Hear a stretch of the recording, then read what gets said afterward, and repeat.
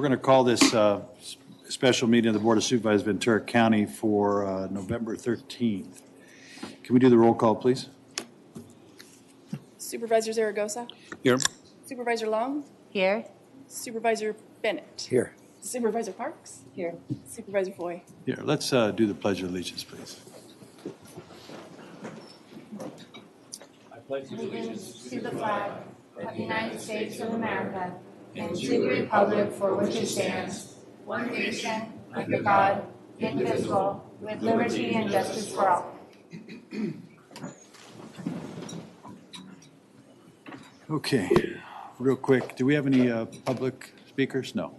All right, so we're going to go on. Why don't we just, if we could, take a moment of silence for a lot of things happening in Ventura County right now, but let's, for the shooting victims and our own deputy.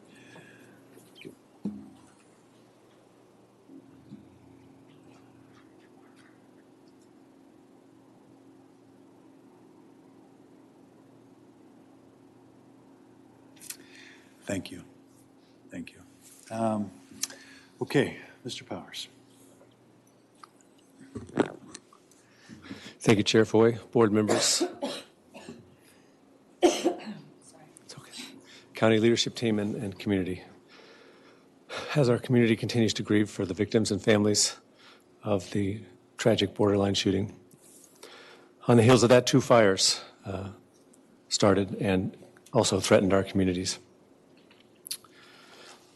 As we grieve and try to make sense of the senseless, our first responders are out in the community providing support and response to protect our community in every way possible. And that's true of all of our community, our county and city workforce and leadership teams. Today we wanted to have a special meeting to update your board on the status of the response and recovery efforts, and at the same time ask your board to ratify declarations of emergency by the sheriff regarding the emergency related to the shooting and the 2 fires, as well as a local health emergency based on the air quality and debris, fire debris. So what I'd like to do first is we'll have a few updates from our first responders, and we'll start with our Fire Chief, Mark Lorenzen. Thank you, Mark. Chair Foy, Mr. Powers, members of the board, for the record, Mark Lorenzen, County Fire Chief. I'll just give you a quick update on the current situation and a little bit of just a short timeline of what transpired, all really starting on the tragic evening of November 7th with the borderline shooting, and then obviously the next day and the loss of our brother in the Sheriff's Department. The next day we had a significant red flag event that we were dealing with. We had stood up significant resources, and then unfortunately we had 2 fires start. One approximately at 2 p.m. in Hill Canyon, which became the Hill Fire, which was initially our most significant fire, and then the second at 2:30 p.m. just northeast of Rocketine, which turned into the Woolsey Fire. We all know what happened since that point in time. Right now, the Hill Fire is just about 100% contained, approximately 4,200 acres, very few resources on that. The Woolsey Fire, as of this morning, was just a little over 96,000 acres. We have approximately 3,200 firefighters assigned to the fire, 35% containment. Structures destroyed, and these numbers are approximate, and they're changing as we have damage assessment teams in there. Right now, the incident's reporting 435 between the 2 counties, LA and Ventura County. Our number right now is hovering around 90 to 95. We still anticipate that number is going to increase as we get into especially the south coast along Yerba Buena and the Malibu canyons there, and we start getting a better read on that. As far as progress goes right now, and I don't know if Linda's getting pinged, if Supervisor Park is getting pinged from her constituency there. We have a large head of smoke coming up out of the Carlisle Canyon area. As we know, we have significant east winds today, so any place where we have open flames and uncontrolled flanks, we still have some challenges. We have, just so you know, we have many resources in and around the Lake Sherwood area protecting that area right now. So we don't have significant concerns as it relates to that.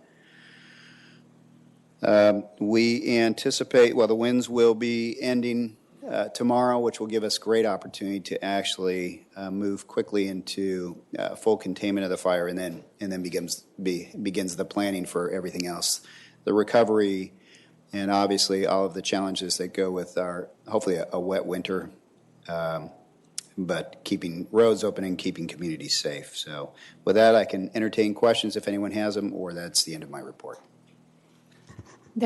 Just a question. There was also a couple homes lost in the Hill fire. Is that correct? I heard there was two. I have not heard anything about specific homes. I know we did sustain some damage along the periphery with a number of recreational vehicles and some outbuildings. I haven't received any reports of actual homes lost in the Hill fire. Thank you. Thank you. Appreciate it. Thank you. Mike. Thank you, Chief. Now we'll hear from our Sheriff, Bill Ayub.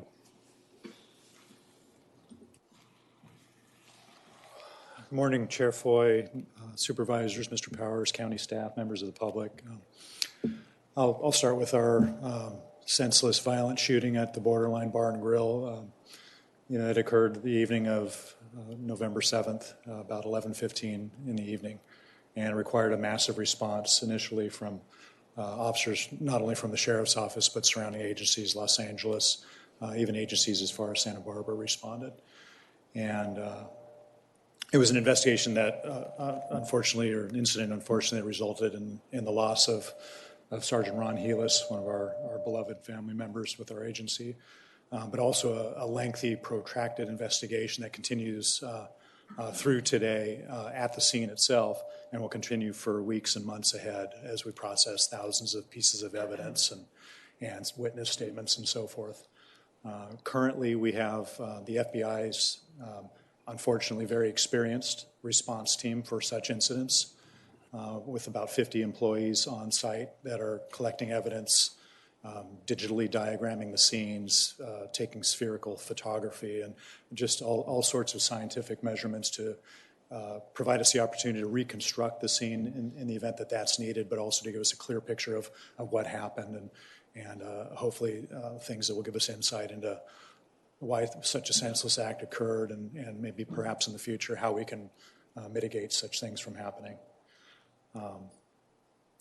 This has, of course, been a pretty significant drain on our organizations. We're planning memorial services that we expect to be rather large and will take place this Thursday at noon in Westlake, the Calvary Chapel. On top of that, we had the fires break out, of course, and we immediately jumped into protection mode by initiating evacuations as needed based on the fire activity. We've been working continuously on that through today. We have about 80 officers additional to our patrol forces out in the field right now. All of our evacuations have been lifted with the exception of the area of the county south of Potrero Road. That impacts about 2,400 residents currently. That area is being assessed right now. There's a lot of infrastructure damage, down power lines and so forth. So once the area is safe to repopulate, we'll certainly make that a priority.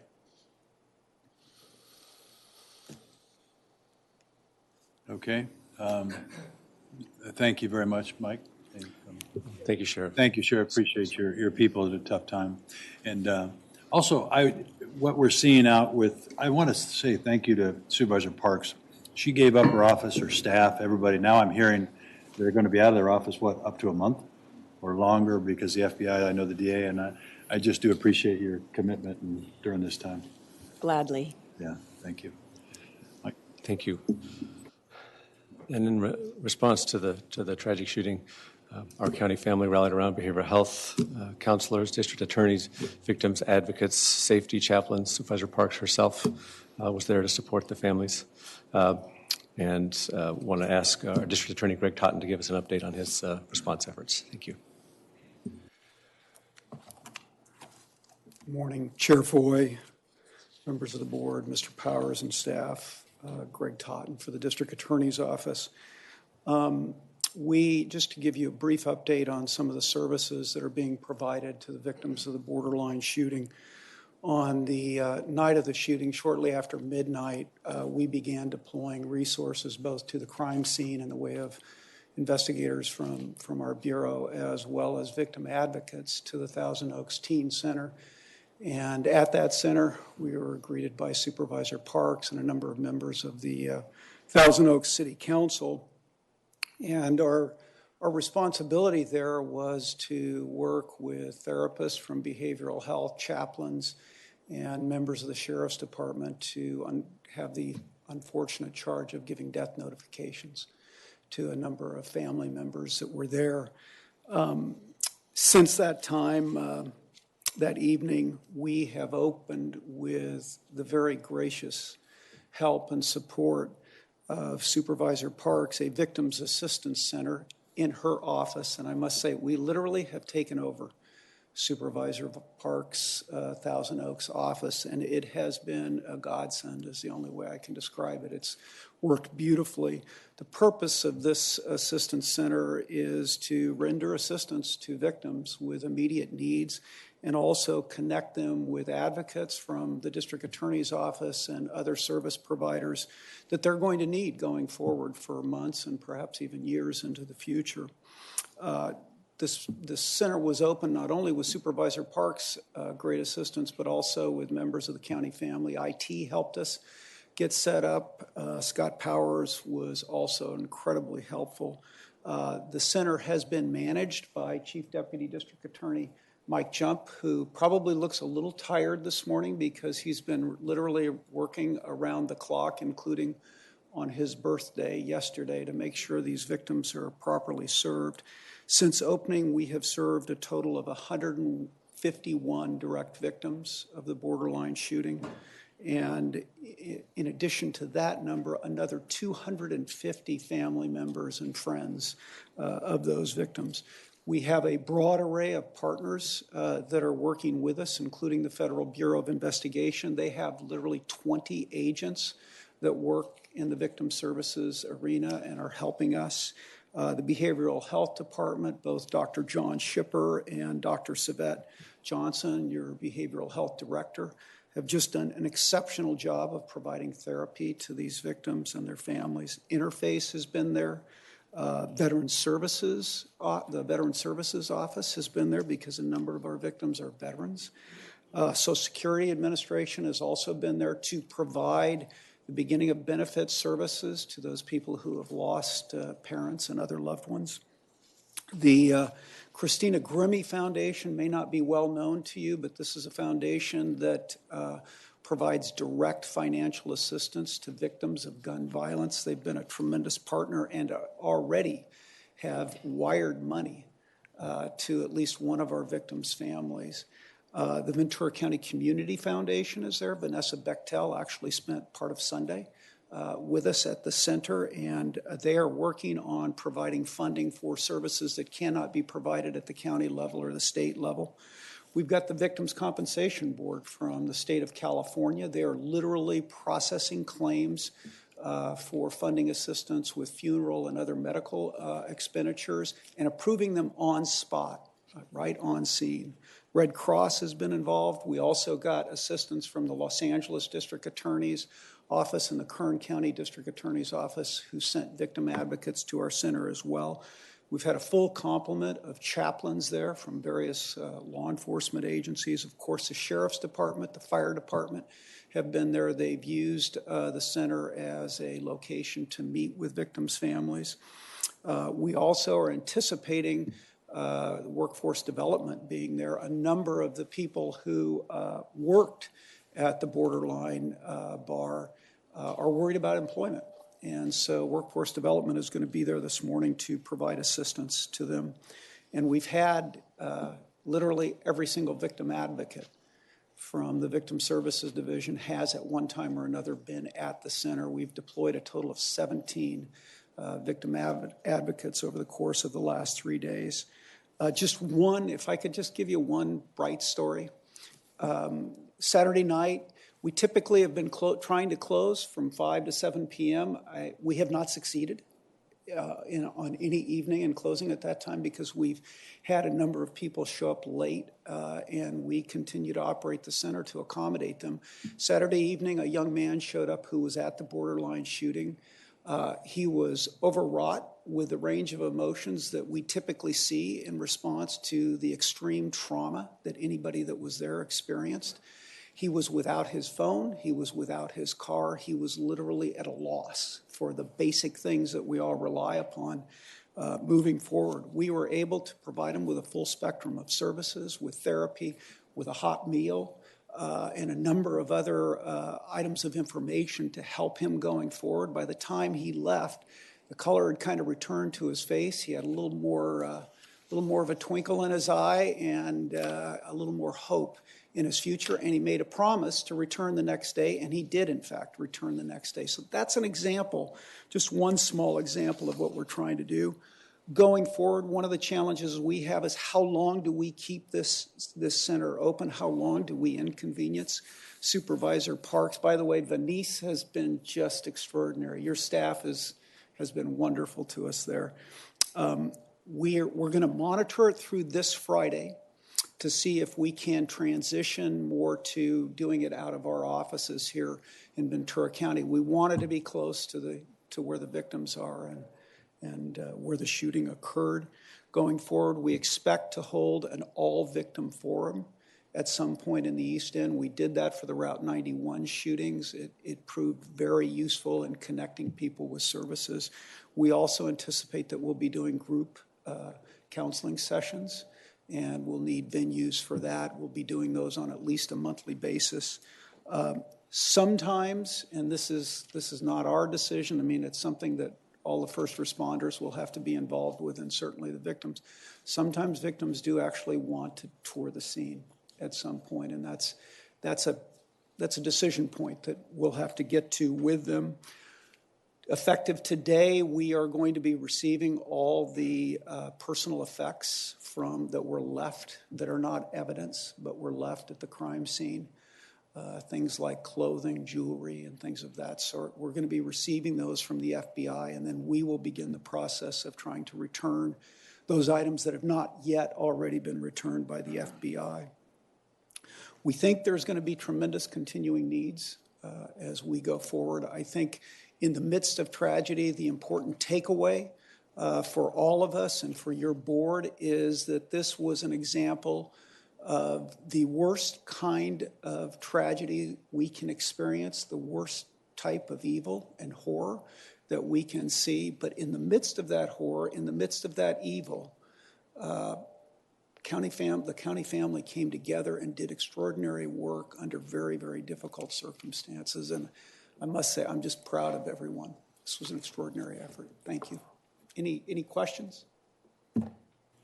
Thank you. Good, great. Thank you, Greg. Okay. Thank you, Greg. Now we'll talk about our recovery program. So on Friday, the day after the fires started, we kicked off our recovery program. We met with the sheriff, OES director, Kevin McGowan, and set up actually very much the same team that we had in response to the Thomas fire. So Matt Carroll has agreed to be our recovery director, and we have the same teams. I don't know if we can put up the chart there.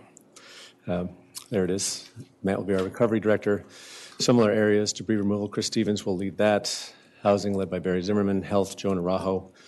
Watershed, and this is going to be a real big issue going forward, is be able to give targeted warnings and protect against flooding. That's Jeff Pratt and Glenn Shepard leading that, as well as K-Mand on finance. So the other thing we did is we wanted to partner closely with our city partners. So we met yesterday with the city of Thousand Oaks to make sure that our response is seamless to our community, seamless local government. And we are also in the process of setting up town halls to meet with the community. The first one will actually be tomorrow night at 6:30 at Thousand Oaks City Hall at the Share Auditorium. And with that, I will ask Mr. Carroll to come up and give us an update.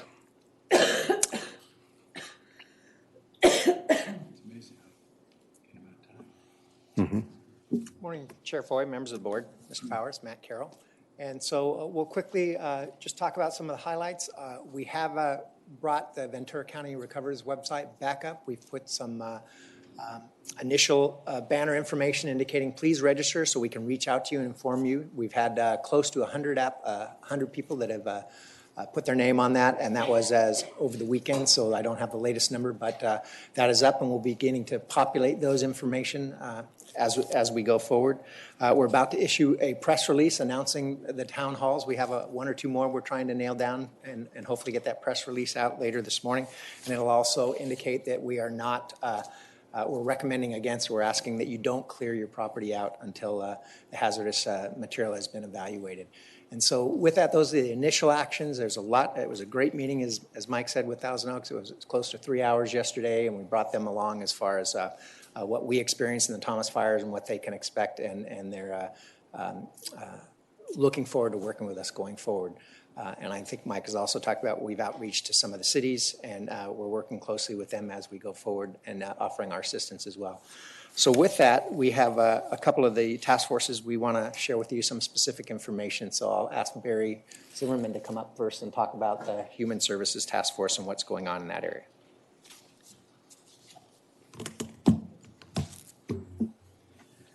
Thanks, Matt. Barry Zimmerman, Human Services Agency. Good morning. Just to give you a quick status on the sheltering and our transition into the recovery there. Red Cross, as well as the City of Thousand Oaks, opened shelters during the disaster. There were roughly 5. At the high point, we had 740, roughly, individuals in the shelters, sheltering at night. Yesterday, we worked, and we have transitioned from 5 shelters to 1 shelter at CLU. And as of last night, we only had 20 individuals left in the shelter at this point. So there is active case management going on of outreach now and starting to engage at least with those 20 that are there. During the incident, the shelters were expanding, contracting, working to get new locations, and the response was tremendous. From public health was at each of the location, as well as behavioral health, managing the situations and following up with trauma and working with the individuals as they came in the shelter. It was well done. So now the next phase is that the shelter will remain open and will be evaluated with us and Red Cross on how long that will be needed, really on the incident throughout, and assessing if individuals need a transition. We do have the, as you approved during the Thomas Fire, rental assistance program, and that was written broadly enough to cover wildfires. And so we continue to have a balance in that, and so we will specifically draft up new flyers specific related to this event and get the information out, as well as with the service centers and so forth, in order to offer our assistance there and engage with individuals that may need transitional housing with that. The next step is to work with OES and Cal OES and FEMA in order to set up a service center or a local assistance center.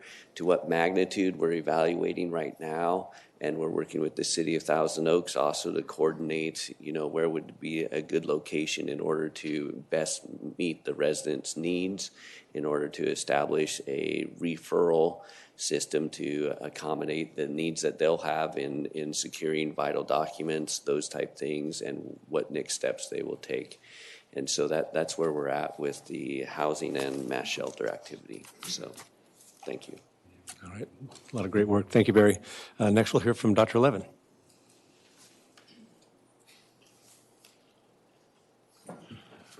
Good morning, Chairman Foy, members of the board, Mr. Powers, government staff. I'm Robert Levin, health officer for the county. On Friday, I and Bill Stratton, on behalf of public health and environmental health, declared a local health emergency concerning unhealthful air quality, and included an order prohibiting the endangerment of the community through the unsafe removal, transport, and disposal of fire debris. There are many health considerations associated with a fire, and we are pursuing those in terms of responding to the community. Apparently, approximately 85,000 masks have been given out now related to this fire. And we'll be speaking with the public concerning steps they can take to protect themselves. And basically, we're here to have this declaration ratified this morning. So thank you very much. Are there any questions? So I don't think so. I think we're good? Good? I think so. Thank you. Appreciate that. Thank you. Thank you, Dr. Levin. Next, we'll hear from Chris Stevens. Thank you. Almost. Morning, Chair Foy, members of the board, Mr. Powers. We've already started taking a look at the debris removal phase of this project. Dr. Levin mentioned the declaration of the public health emergency. We took care of getting that done on Friday. When yesterday's meeting that we had with the City of Thousand Oaks, the Cal OES representatives were also present. They were quite happy to hear that that had been done. And just this morning, the second step in that process, excuse me, is submitting a formal letter requesting assistance from the state. Just talked with Kevin McGowan. He has sent that letter up this morning. So Cal OES has received our request. They're processing that. Hopefully they'll be able to move quickly. That is all precedent to what we hope is DTSC taking the phase one work that I think we're all familiar with from, unfortunately, with the Thomas fire. The timing of that is unknown. As you know, there is a lot of fire activity in the state, and we're not sure where resources will be throughout the state. We're hopeful that they will be here as quickly as they were for the Thomas fire. You may remember, I think we had them here within less than 2 weeks. We're hopeful that that could be the case here, but we won't know that for I would imagine at least a few days, if not maybe into next week, what the timing of that will be. The phase two work was done through Cal Recycle. Excuse me. We have not had any of those discussions with them yet, but this fire is a little bit different in that the previous fire was essentially within Ventura County. We were coordinating with just the city of Ventura. It was a rather seamless exercise. This actually involves 2 counties and a number of cities, and we had a brief discussion with Cal OES yesterday at our meeting. There isn't necessarily a cookie cutter here as to how that's going to function. I think if you recall in the Thomas fire, Cal OES wanted to have a single point of contact. The county stepped in. Our environmental health division served as that single point of contact and took care of all that work within the city as well. Now we have 2 counties, both of which have environmental health operations that can and perhaps should be the lead. So we have to sort that out. That's just a long way of saying there's still some work to be done, and it may not necessarily work as it did with the Thomas fire. But Bill Stratton's already been in contact with both the environmental health director of Los Angeles County as well as their CUPA, that is the hazardous materials section, to start those discussions. So we're working on it, and we'll have more information in the next few days. But happy to answer any questions. Thank you, Chris. And at your board's request, we have reached out, as Chris said, to LA County, the CIO there, as well as we're going to reach out to the 3 cities of Malibu, Calabasas, and Agoura Hills. So, I want to let you know, thank you, Chris. Also, that at the recovery meeting we had yesterday, we did cover a lot of ground, as Matt said, but we also had great support and partnership, as we have had in the Thomas fire as well, from FEMA and Cal OES. So thank you very much for being there front and center for us 24/7. Thank you. Next up, I'd like to hear from our OES Director, Kevin McGowan, on a couple of areas. One is the debris flow assessment, but also the good news we received yesterday evening on the major disaster declaration. Maybe you can start with that, Kevin. Thank you. Good morning, Chair Foy, board members, Mr. Powers. For the record, Kevin McGowan, Office of Emergency Services in the Sheriff's Office.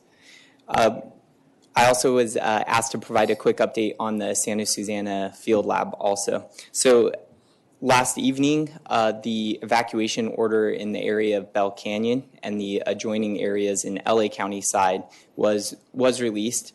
We do have representatives that regulate that area at the incident command posts that are engaged with all of the operational portions of it, and they've released information.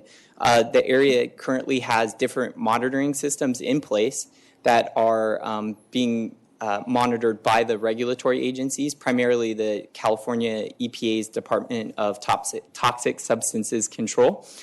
They continue to be the point for releasing information. They're continuing to monitor. The current assessments that they have right now have indicated from them that there are no known hazards or threats related to the fire.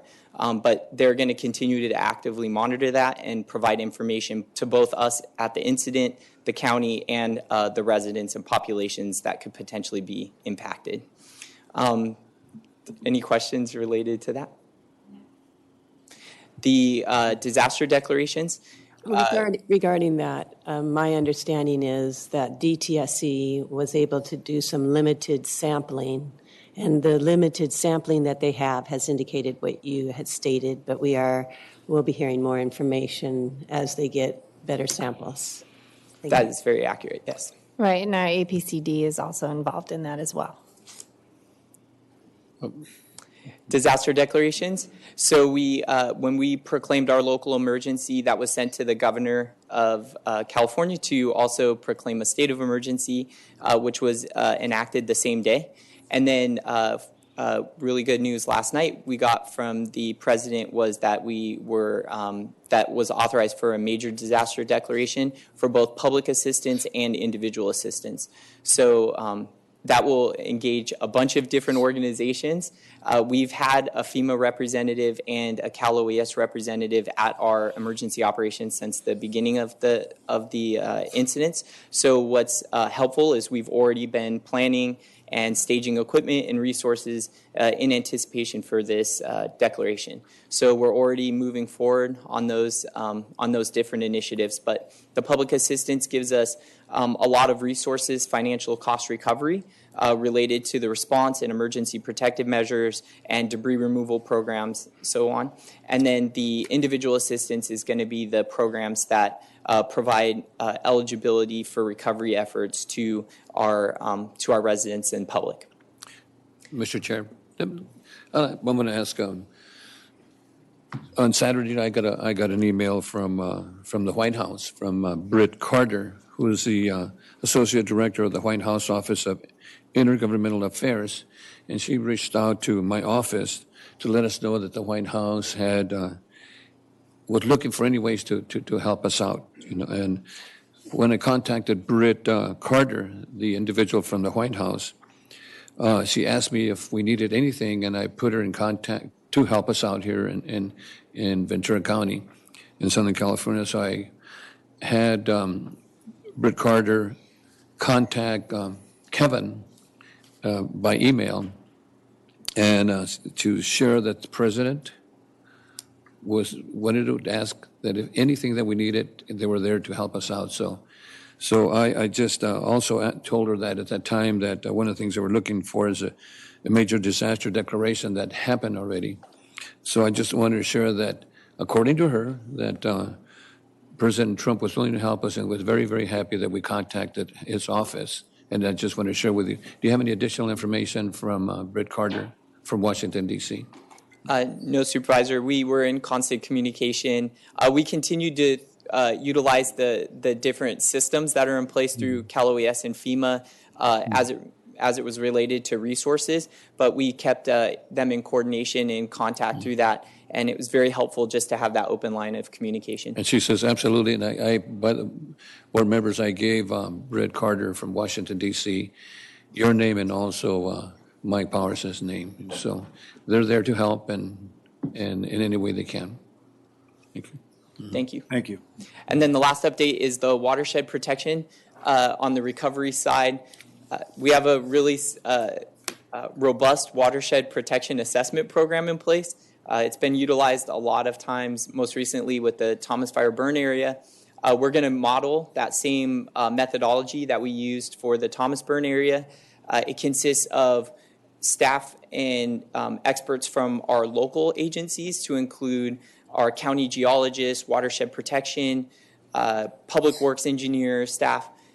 including meteorologists from National Weather Service, hydrologists. So there's a lot of ologists included in our watershed task force. And then we have our first responder community to help with assessing the needs of response and evacuations.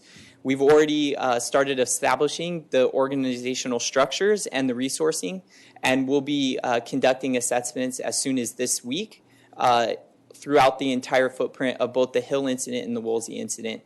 In addition to that, I'll hand it over to our Watershed Protection Director, Glenn Shepard, for any additional updates.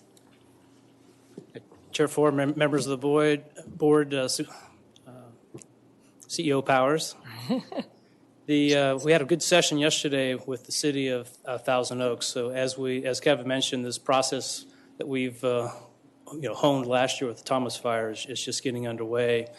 And as we had great coordination with the city of Ventura and other cities last year, we are stepping off on the right foot with Jay Spurgeon and his public works team, specifically with all the ologists that Kevin talked about, and related to the CAL FIRE Watershed Emergency Response Team is here on the ground, which will provide us a lot of extra resource with regard to burn severity that we will use and consume as the teams get on the ground and go through the watershed to develop values of risk and other technical aspects that will help us with describing and being able to communicate and convey the risk communication through Sheriff's OES team to the public in short notice.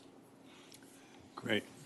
And once we develop the response guide and a full picture of the threat and hazard portfolio that we're facing, we plan on providing an update to the Board of Supervisors like we did for the Thomas Fire footprint.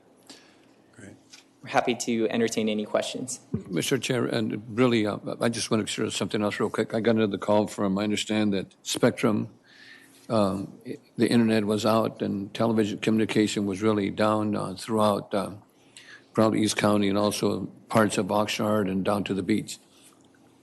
So I got an email from Lorraine Efforts over at the beach and wanted to find out if there was any communication backup plans, to kind of help, and with emergencies such as the outage from Spectrum.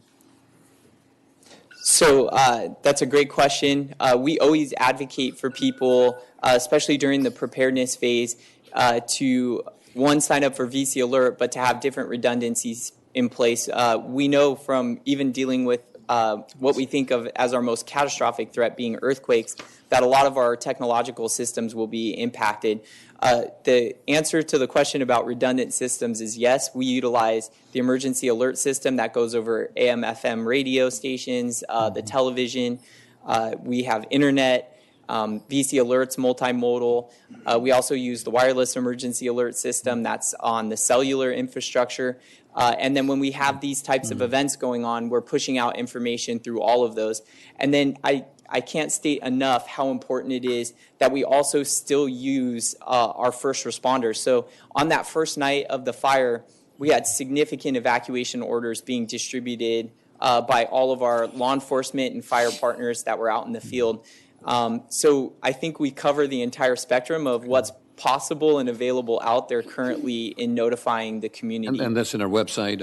Okay. Exactly. And then we still encourage people, though, to have in their disaster kits a very simple AM/FM radio that is, solar powered and chargeable, because at the end of the day, that's something that's very basic that usually doesn't get disrupted when events occur, and they can tune into those stations and get real-time information. I understand that many people don't have landlines, but I do have landline, but they had landlines, the TV, and the computer.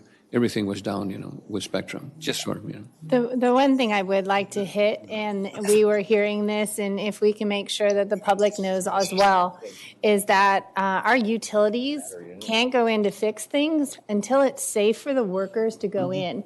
And I know it's extremely frustrating for the communication, and that's why we have to build within our own resiliency that we have different modes of communication, because we need to be able to fix those situations as soon as we we can, but we can't get people in unless it's safe.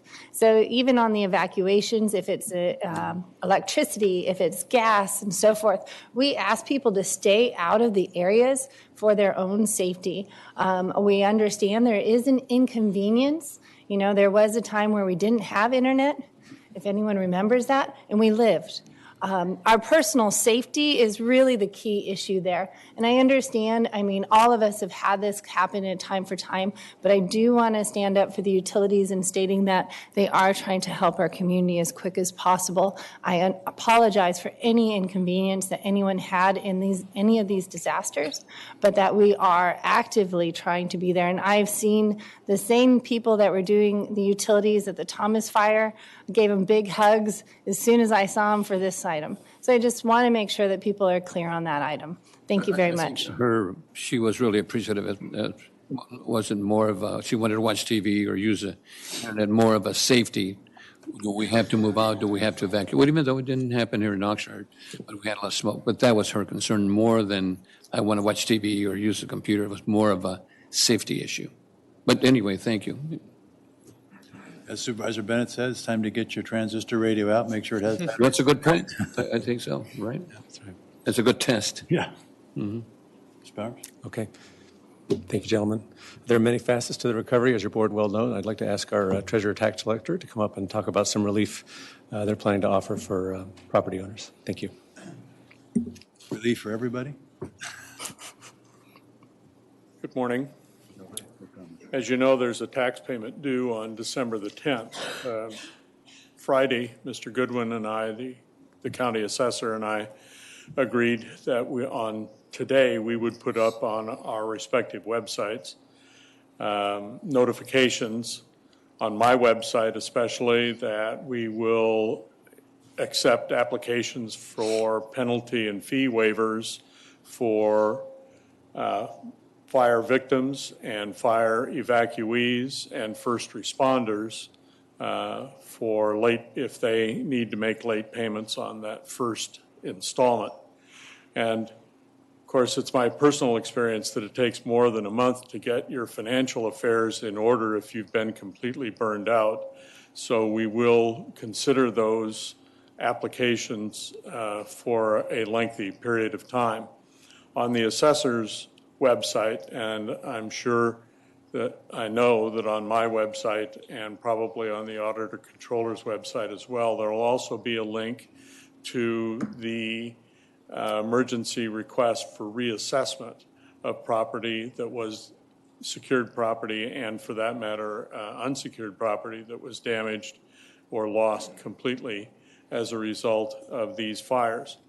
We are hoping, of course, that there are far fewer properties involved this time, but we're not able at this time to make a promise about just when we'll be able to complete those reassessments and preparation of new tax bills and mailing of the new tax bills. But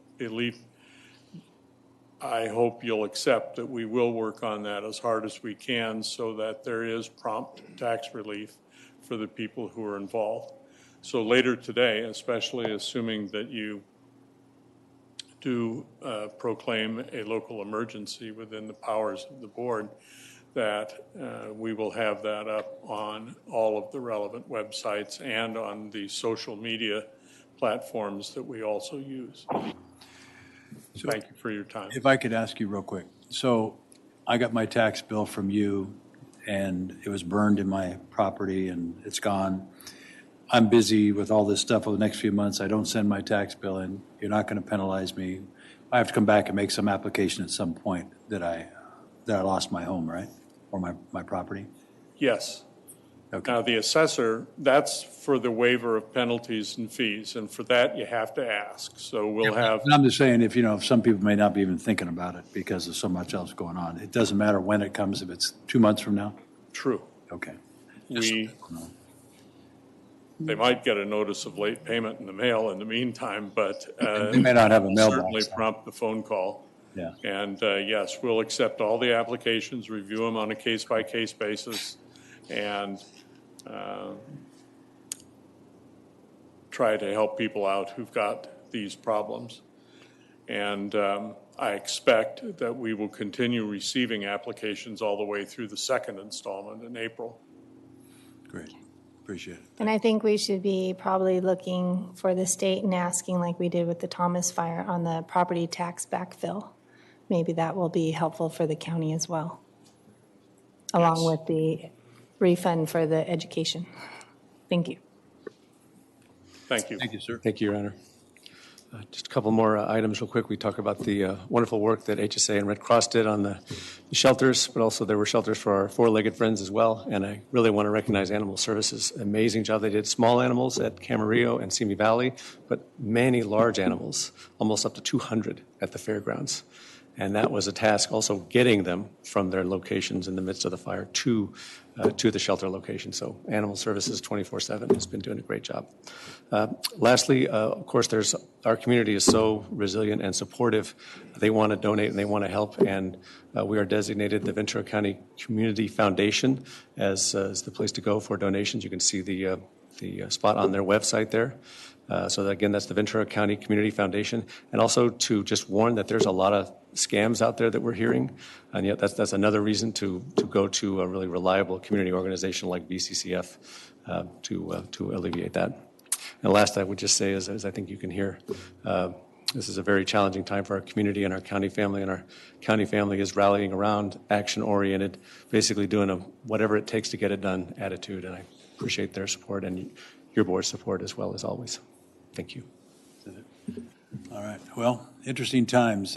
Supervisor Ben and I were talking about they're just getting ready to kind of the anniversary of the Thomas Fire, and now look, we're at this again. And Matt, I do appreciate you willing to step up again. This retirement's getting pretty busy, isn't it? And with what we all got going. So, yeah, I thank you. Now, comments? Yeah. Yeah, Mr. Chair, I just want to thank the first responders for the excellent work they've done, and the services they provide to protect property and life, and I've just made a quick note, and just thank all the firefighters, for the work, day and night, from Southern California to Northern California, saving lives, saving property, working above and beyond the call of duty, working for several, we have 7-8 days already, Chief, working, and it's, just thank all the firefighters that are coming from out of state to help us. And also the local businesses. I was watching on television, we're over in Thousand Oaks, that some businesses open up their businesses, and they're giving free breakfasts, free lunches, and just helping the community. So I just want to thank them so much for that. And also the Sheriff Dean and Sheriff Ayub, for the strength that they had to help the people over at Borderline nightclub. We lost our sergeant, and he was the first person that ran in to try to save. In fact, he saved a lot of people. So I just want to thank the Sheriff Bill for all the good work that you've done, and thank you so much for that. And I have one. I know that Barry talked about the Red Cross. I have my sister-in-law and brother-in-law that live over in Camarillo Springs, and they were evacuated for a couple of days. And they went over to, I think, the Burnley Center in Camarillo, and she just wanted to say how great the Red Cross was. They went above and beyond the call of duty. They gave warm clothing and coffee and food, and that experience was just absolutely great, And she gave me the name of somebody by the name of Joe that was there at the Red Cross, and he just was one of those great people. And also he says, I just want to thank the people of Camarillo for being so great. There's volunteers that were out there helping and asking, do you need anything? Do you need a ride? Do you need gas? Do you need whatever? So she just wanted to thank the Board of Supervisors, staff, and also our first responders and the Red Cross and the Sheriff's Office she just felt like that we have a great county, and just wanted to thank everybody for helping out. So, and also want to thank Supervisor Parks, for the work you've done out there, that day in and day out, and Supervisor Long, for going to press conferences. And I went to, and Supervisor Foy too, I went to one conference, but every time I turned the TV on and there was a press conference, the sheriff was there, and also our fire chief and our supervisors and other individuals from Thousand Oaks and L.A. County, and it was just. I just want to thank everybody for the excellent work that was done. Thank you so much. Thank you. We have 2 items here we have to do, so we need to, item number 5. We have a motion to accept the declaration, ratify this. So we have a motion and a second. Would you please vote?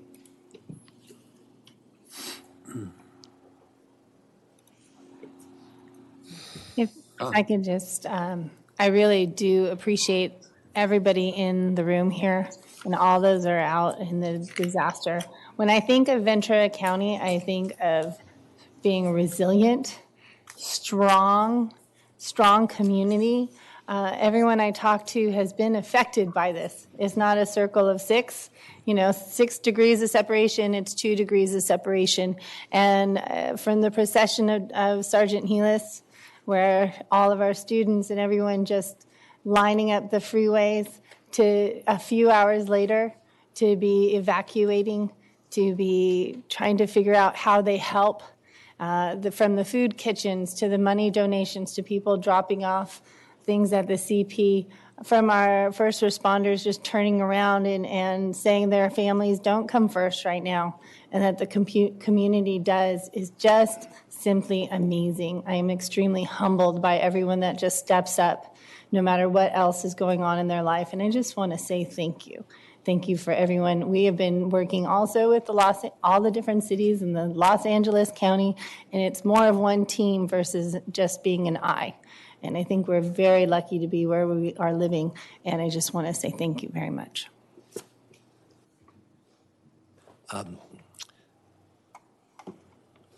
The world has changed, particularly for our sheriffs and police officers now, because the new normal out there is all of these mass shootings that are taking place. And because of that new normal, we have a new tactical response that requires the first police officers and sheriffs on the scene to go in and engage. That is a new tactic, but we have to recognize it's a new level of commitment that those peace officers are making, and it is one that is one we should all recognize in terms of that commitment when that happens. So it is really hard to think about those families that think differently now. And it's a real challenge in our society to have that as a new normal, from kids in 1st and 2nd grade practicing active shooter response drills, and that's become a new normal for them to these peace officers that engage in that. I wanted to inquire, not at this meeting, but just I wanted to recognize the fatigue level that must be out there. I watched the fatigue level with the Thomas Fire, 700 structures burned, et cetera.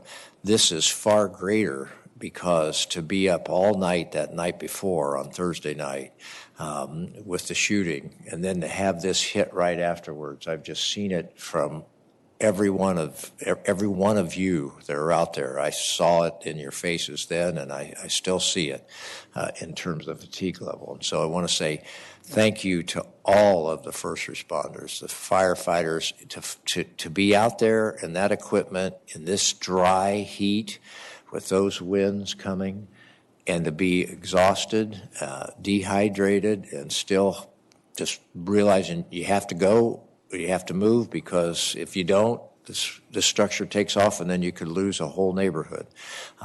It's just amazing, and I'm very appreciative, and I know everybody up here, everybody wants to get that out there. I'd like to turn my comments as something that I think that I might be able to offer a perspective on that may be helpful for Supervisor Parks, but also helpful for all of our responders, and that is the issue of the recovery. There were significant frustrations with the aid and relief after the Thomas fire and significant lessons learned. And I've been working with people involved in that, and we have had planned to have a committee set up for this winter and next spring to identify what is the model way for us to handle the collection of the funds, the distribution of the funds, and all of that. Unfortunately, these two tragedies hit before we have had that committee meet.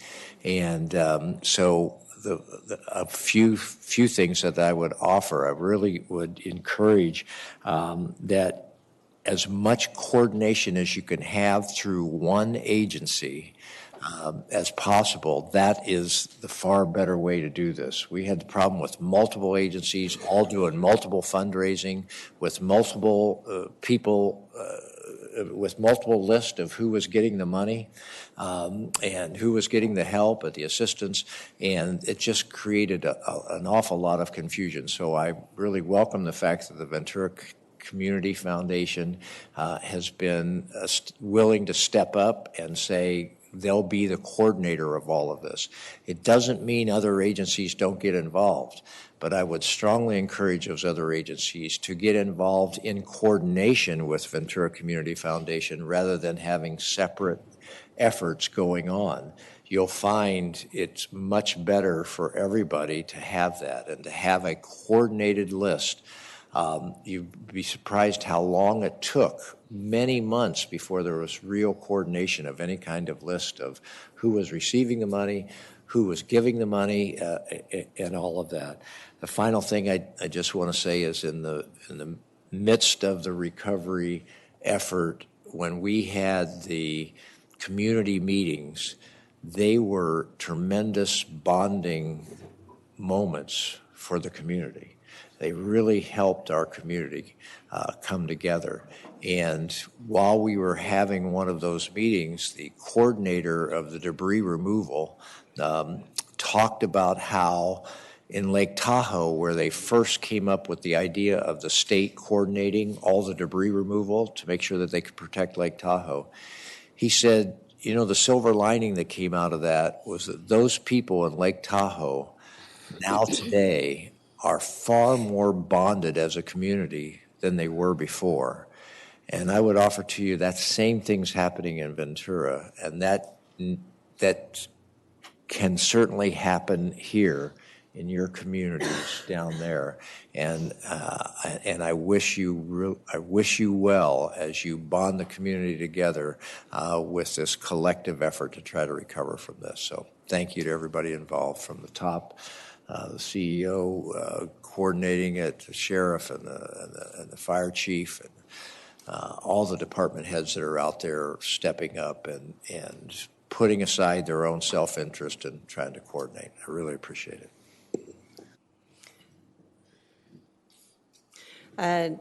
We had the most, I think, number of residents with evacuation orders in the history of our county. And looking at the tens of thousands of people who had to evacuate, but understanding and seeing what happened in other places up north, how important it is that we are saving lives. And I do appreciate that. I know people are frustrated, but even as I speak, we're also seeing areas in Lake Sherwood area and Carlisle Canyon, Mount Boney area, a lot of new activity with fires. So we always have to stay vigilant until the fires are out. And I appreciate the public's patience in that. We all want to repopulate. Also, we are unfortunately experts in recovery because of the Thomas Fire, because of the experiences we've had in the past. So I really appreciate our county family being able to be there and reach out not only to those affected in our county, but actually offering assistance to our sister cities that surround us in my district. So I thank you for that. as an elected officials, we want to see good policy out there and make sure this kind of thing doesn't happen again and do everything that we can. And looking at how we have seen these utility lines spark and cause fires, being able to underground these utility lines in high fire hazard areas, to me, is just a really good goal that will have long-lasting benefits. So I would encourage our county to work to see that we get funding for those kind of undergrounding activities from the federal level on down. We have had a lot of losses in my district from Bell Canyon. I think around 37 houses there. We've had the same in Oak Park, even more houses lost there.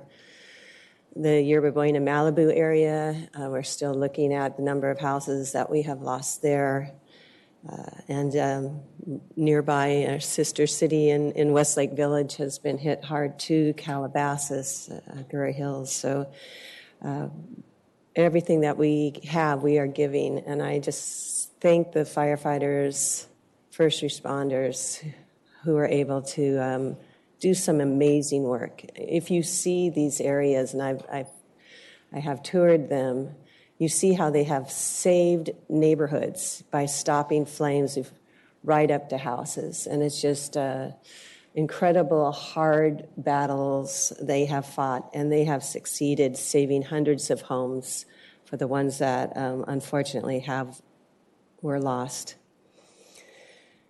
Starting in the wee hours of Thursday morning with the mass shooting, it's working on helping what I can with the families. The tragedy of that makes the fires seem less painful because there's nothing worse than losing your loved ones. And I really am impressed and inspired by the dedication of those who came out to help the victims in the District Attorney's Office, the Behavioral Health Department, Red Cross. So many people who know that if they could give some help, that helps them. But these individuals, and you see the numbers, almost 300 people helped through our victims' assistance with the mass shooting. I just thank these very dedicated and inspiring employees and volunteers that have come out to help. I also want to thank even the Conejo Recreation and Park District. If you think about it, one day they were the reunification center for the victims' families, and the next day they were a shelter for the fires. Corporations like Amgen has given $750,000, $250,000 to the Ventura County Community Foundation for the victims of the shooting, $500,000 for fire victims. And I know many have given, and just really appreciate that. It goes a long way, and it will help.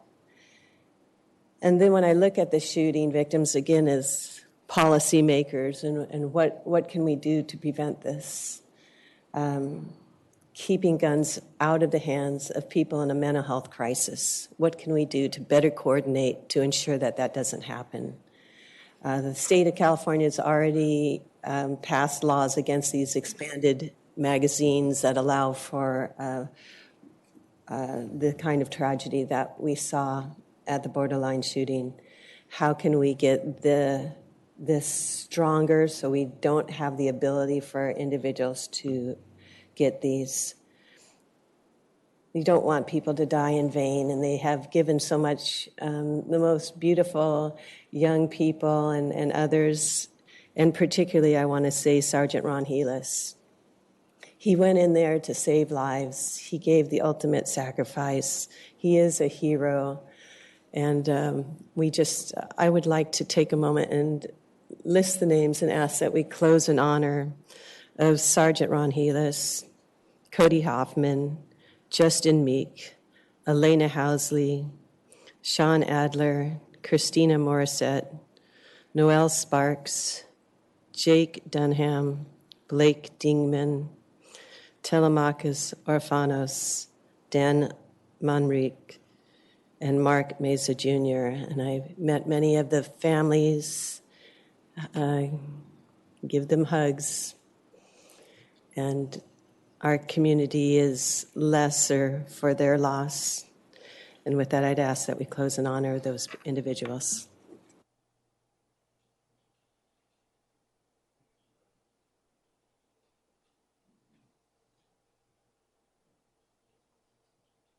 Mr. Powers? Thank you, Chair Foy and board members. That was so well said. Having watched two of the first responders respond that night, rush right into danger, sheriff, fire, right there. There were some of the very same faces we saw the next night, rushing into danger in the fire in Oak Park, for example, and evacuating people literally as the fire was bearing down on them. And that's just what they do. And I think there's no greater symbol of that than the heroism of Sergeant Ron Hillis, his heroism and bravery and sacrifice on behalf of our community. Lori, if you would.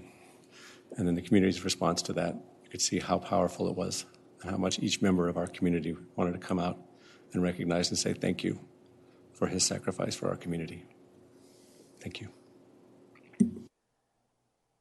Yeah, why don't you just leave that picture up? Just goes to show the community we live in who cares that much. It was, I thought it was great. Supervisor Parks and I were together. We drove over to watch this, and as we drove away, there was a lot of people on the sides in areas where they weren't even going to have the procession. It was just people wanting to come out and just support, and this community really does. And that's what I saw during this whole thing, where this community came together, cared enough about each other in so many different ways. So many people wanted to give. We were over at the command center over there in the park, and people just come out with their coffee thing to give coffee to firefighters and the sheriffs and the police. It was just amazing what people want to do. And, you know, it's difficult that these kind of things have to bring our community together. But I don't know. I guess I look at this as an opportunity. And I also realize to all you first responders who are out there, you know, you got your normal shifts, you got your normal stuff, and then all of a sudden something happens. And I know people say, well, that's their job. But you know what? Their lives are disrupted. I was talking to one of the one of Mark's guys. He was waiting to go to his son's football game on Friday night, playing the playoffs. Couldn't go. People's lives, besides the people in there lose their homes or in a shooting, but everybody's lives disrupted and all this stuff. And we just have to thank everyone who's willing to put out. I remember driving out at 9 o'clock at night, going and seeing one of the police officers protecting a road. People weren't coming in. I went up to talk to him and asked him something. He goes, I don't know. I'm not from here. I live 70 miles away. I'm doing my 12-hour shift and then driving home 70 miles and probably coming back tomorrow. You know, these people's lives, and it just goes to see when you bring this all together, what people are willing to do to protect each other, care about each other. And this picture says it all right there. These people didn't know Ron. These people, all they knew is somebody gave their life because somebody's family member or somebody's friend or whatever. And just the idea that he'd call his wife and say, I got to go, love you. And I know I tell these guys all the time, first responsibility is come home at night. But he didn't. But he cared enough to touch these people and to go in. That's hard to live with. You see that. And what do you say to people willing to give their lives? You know, like as Supervisor Park said, sometimes this tragedy happens in this community too many times, but boy, it sure shows the kind of people we have. So I just want to say, just my heart's out to all you guys and to everybody in this community who have to live with this. And I've gotten calls because I do business across the country. You wouldn't believe the people pouring out their heart. Just coming up here today, just could not believe what we deal with here and how hard it is. Anyway, just not much said, but the big word is thank you. That's all.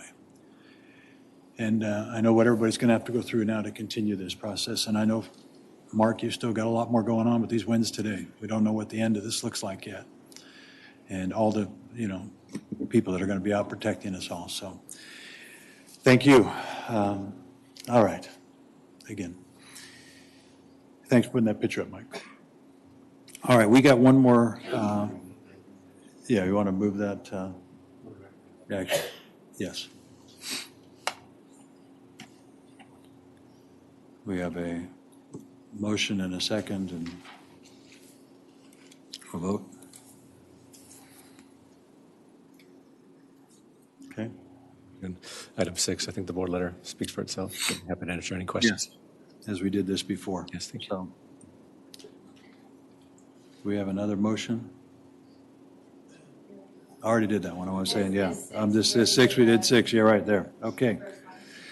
All right, I think that's, and I appreciate everybody coming out. I appreciate what everybody's done, and I know there's a lot of work ahead of us, so